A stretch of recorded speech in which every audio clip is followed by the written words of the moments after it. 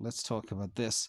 But they have a lot more ramp in place, new models that are easier to make, a lot more effectiveness and efficiency in the factories, etc. The red bar is always, by far, the biggest quarter of the year. It's going to smash Q2 numbers. You can see here that 12 cents or 12% or 13% of revenue will come from energy storage.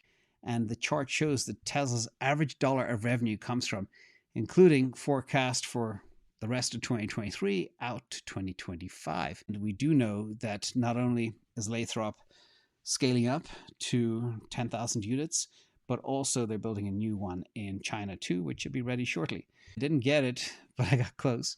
But Tesla will still make their 2023 target of at least 1.8 million vehicles. They're probably going to beat it, in my opinion. Tesla has tons of tailwinds, and sadly, Tesla did not tank as much as we had hoped, because now the market's realizing the value of this thing, and the market plays where the puck is going to be. It looks forward.